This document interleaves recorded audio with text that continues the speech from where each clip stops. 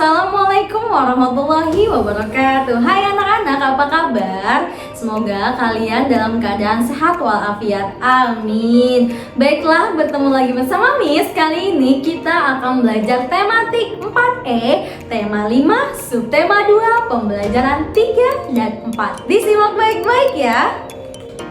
Pernahkah kamu membantu seseorang menyeberang jalan? Good, berarti kamu termasuk orang yang memiliki sikap kepahlawanan. Nah, baru-baru ini terjadi kecelakaan pesawat yang jatuh ke dalam laut. Tentu kalian pernah mendengar atau melihat beritanya di televisi bahwa polisi dan TNI membantu evakuasi korban yang ada di dalam laut. Nah, tindakan yang dilakukan polisi dan TNI tersebut itulah yang merupakan sikap kepahlawanan yang dimiliki oleh pahlawan, baik berjuang di medan perang maupun dalam kehidupan sehari-hari. Pahlawan adalah orang yang selalu merasa ringan dalam menolong orang lain. Pahlawan juga lebih mementingkan kepentingan orang banyak dibandingkan kepentingan pribadi. Oleh karena itu, setiap orang bisa menjadi pahlawan termasuk kita. Namun, seringkali tidak mudah bagi kita untuk tergerak menolong sesama atau mendahulukan kepentingan orang lain. Para pahlawan yang berjuang mempertahankan kemerdekaan rela berkorban demi bangsa dan negara. Mereka meninggalkan keluarga demi meraih kemerdekaan. Para pahlawan yang luar biasa ini berasal dari seluruh wilayah di Indonesia. Di antara banyaknya pejuang, ada pula pahlawan wanita yang ikut mengangkat senjata melawan penjajah. Salah satunya adalah Cut Nyadin. Berikut bacaan singkat tentang Cut Nyadin.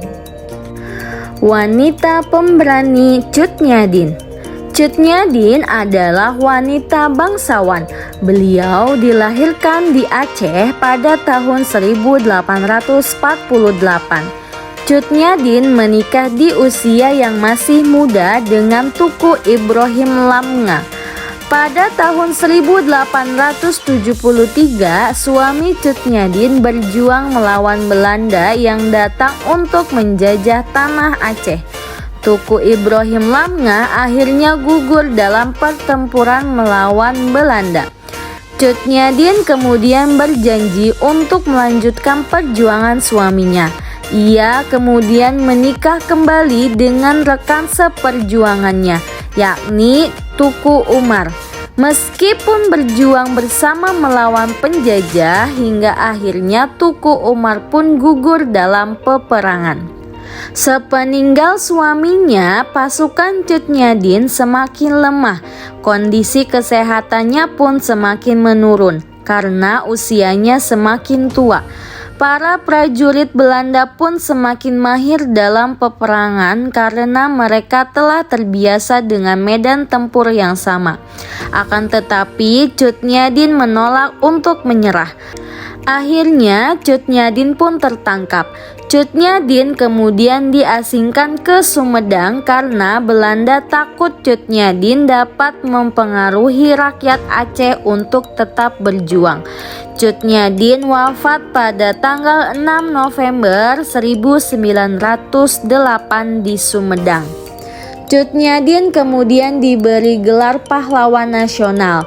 Untuk menghargai perjuangannya, tokoh Cut Nyadin diabadikan dalam berbagai benda. Misalnya pada pecahan uang kertas 10.000 tahun 1998 serta perangko. Nama beliau juga digunakan sebagai nama kapal perang TNI Angkatan Laut Indonesia KRI Cut Nyadin. Berdasarkan bacaan wanita pemberani Cut Nyadin, apa saja sih yang sudah kalian ketahui tentang Cut Nyadin? Ya betul, Cut Nyadin adalah seorang pahlawan wanita yang ikut berjuang melawan penjajah.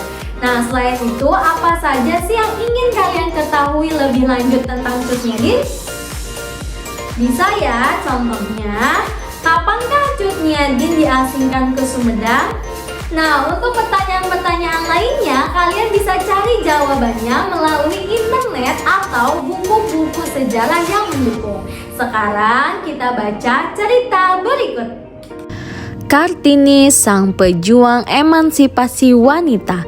Indonesia memiliki banyak pahlawan wanita. Selain ikut berperang di medan tempur, sebagian dari mereka berjuang mengangkat harkat martabat bangsa Indonesia. Salah satunya adalah Kartini. Kartini lahir di Jepara pada tanggal 21 April 1879. Kartini merupakan seorang priyayi atau keluarga bangsawan Jawa. Ayahnya adalah seorang bupati Jepara. Asal keluarganya membuat Kartini dapat memperoleh pendidikan. Kartini bersekolah di Europis Lager School hingga berusia 12 tahun. Setelah itu, Kartini harus tinggal di rumah. Selama bersekolah, Kartini memperoleh banyak ilmu pengetahuan. Salah satunya adalah bahasa Belanda. Saat sudah tidak bersekolah, Kartini tetap semangat belajar. Ia mulai mengirim surat kepada teman-temannya yang berasal dari Belanda. Salah satunya adalah Rosa Abendanon.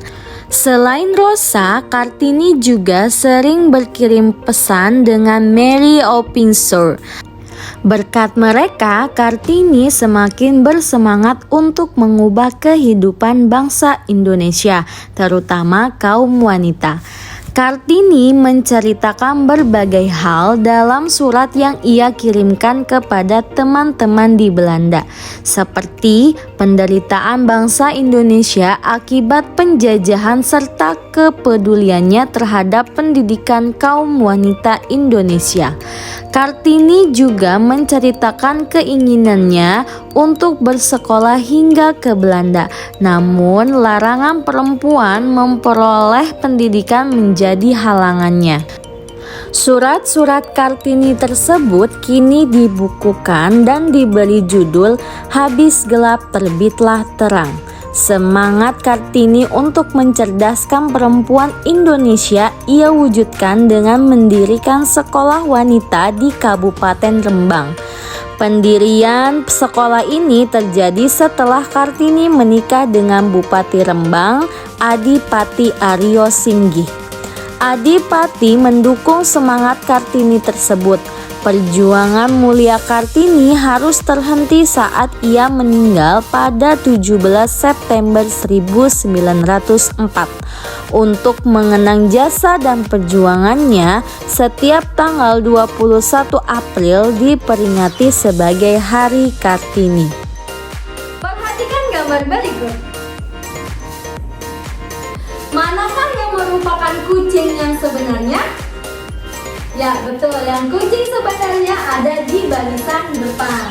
Nah sekarang ada berapa banyak bayangan kucing yang terbentuk? Ya betul, ada 8. Nah sekarang perhatikan video mengenai percobaan bayangan ganda dengan cermin. Pada cermin ganda. Di sini tujuannya alat peraga ini untuk mengetahui pengaruh sudut terhadap banyak bayangan yang akan terbentuk nantinya. Untuk alat dan bahan, kita yang pertama ada 2 cermin datar, penggaris busur, dan tempat untuk cermin ini sendiri. Dan yang terakhir ini ada bahan, ada benda yang untuk diamati. Langkah kerjanya yaitu pertama kita rangkai terlebih dahulu alat dan bahannya seperti ini. Kemudian kita atur sudutnya. Ketika kita mau mencari sudut 60, kemudian benda taruh sini. Setelah itu kita amati pada cermin berapa banyak bayangan. Setelah kita mengamati banyak bayangan, kita tulis pada lembar observasi kita. Nah, untuk percobaan ini kesimpulannya yaitu semakin sedikit sudutnya, semakin kecil sudutnya, semakin banyak bayangannya. Dan itu pula jika sudutnya terlalu besar akan sedikit jumlah bayangan yang dihasilkan. Ya, masalah. Seorang pahlawan tidak selalu berarti seseorang yang berjasa karena berperang membela negara. Pahlawan juga merupakan mereka yang berjuang meningkatkan martabat bangsa. Dewi Sartika, seorang pahlawan nasional, berjasa dalam mengangkat derajat wanita Indonesia melalui bidang pendidikan. Perjuangannya tidaklah mudah karena pada saat itu wanita tidak diperkenankan bersekolah ataupun menuntut ilmu. Bacalah teks berikut. Dewi Sartika, pejuang pendidikan. Pada masa lalu, pendidikan tidak menjadi kebutuhan utama masyarakat Indonesia. Tidak dapat membaca dan menulis tidak dianggap sebagai sebuah kekurangan. Namun, mereka yang tidak berpendidikan dapat dengan mudah ditipu daya oleh pihak lain. Contohnya, masyarakat Indonesia pada masa penjajahan. Kemunculan Dewi Sartika membawa perubahan yang besar bagi para wanita di masa itu. Dewi Sartika bertekad untuk belajar dan keluar dari kebodohan. Dewi Sartika dilahirkan di Bandung pada tanggal 4 Desember 1884. Dewi Sartika merupakan anak dari priyayi Sunda, yakni Raden Somanagara dan Raden Ayu Raja Permas. Ayahnya merupakan pejuang kemerdekaan pada masa itu. Kedua orang tuanya menyekolahkan Dewi Sartika di sekolah Belanda walaupun hal tersebut bertentangan dengan budaya adat pada waktu itu. Sejak kecil, Dewi Sartika yang bersekolah di sebuah sekolah dasar di Cicalengka sudah menunjukkan bakat sebagai pendidik. Sambil bermain di belakang gedung kepatihan, beliau sering mempraktikkan hal yang telah diajarkan di sekolah, mengajarkan baca tulis dan bahasa Belanda kepada anak-anak pembantu di kepatihan. Dewi Sartika berkeinginan agar anak-anak perempuan di sekitarnya dapat memperoleh kesempatan menuntut ilmu pengetahuan.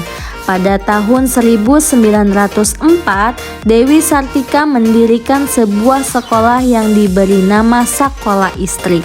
Sakola Istri hanya terdiri atas siswa wanita. Di sana mereka diajari cara berhitung, membaca, menulis, menjahit, merenda, menyulam, dan pelajaran agama. Pada tahun 1910, nama Sakola Istri diubah menjadi Sakola Keutamaan Istri. Pada tahun 1920, seluruh wilayah Pasundan memiliki Sakola Keutamaan Istri. Sakola Istri juga didirikan di Bukit Tinggi. Dedikasi Dewi Sartika dalam mencerdaskan bangsa dan perjuangannya dalam pendidikan di Indonesia sangatlah luar biasa. Dewi Sartika pun diberi gelar kehormatan sebagai pahlawan nasional oleh pemerintah Indonesia pada tanggal 1 Desember 1966. Pancasila merupakan pedoman perilaku kita dalam kehidupan berbangsa dan bernegara. Perjuangan Dewi Sartika selaras dengan nilai-nilai Pancasila, khususnya sila kelima Pancasila. Upayanya untuk mencerdaskan bangsa menunjukkan sikap kepedulian akan kemajuan bangsa. Dewi Sartika juga secara aktif menyumbangkan kemampuannya demi terwujudnya kesejahteraan masyarakat, terutama dalam bidang pendidikan. Bunyi sila kelima Pancasila yaitu keadilan sosial bagi seluruh rakyat Indonesia. Kalimat tersebut memiliki makna yang sangat luas, diantaranya sebagai berikut. 1. Mengembangkan perbuatan luhur yang mencerminkan sikap dan suasana kekeluargaan dan gotong royong. 2. Mengembangkan sikap adil terhadap sesama. 3. Menjaga keseimbangan antara hak dan kewajiban. 4. Menghormati hak orang lain. 5. Suka melakukan kegiatan dalam rangka mewujudkan kemajuan yang merata dan berkeadilan sosial. Dan 6. Suka bekerja keras. Baiklah Miss, Akhiri pembelajaran hari ini dengan membaca hamdalah alhamdulillahirobbilalamin. Untuk tugasnya, tuliskan 5 contoh pengamalan sila kelima Pancasila, baik di lingkungan rumah maupun di lingkungan sekolah. Kalian tuliskan di buku tulis kalian masing-masing ya. Terima kasih. Kurang lebihnya Miss mohon maaf. Wabillahi taufiq wal hidayah. Wassalamualaikum warahmatullahi wabarakatuh. Bye bye.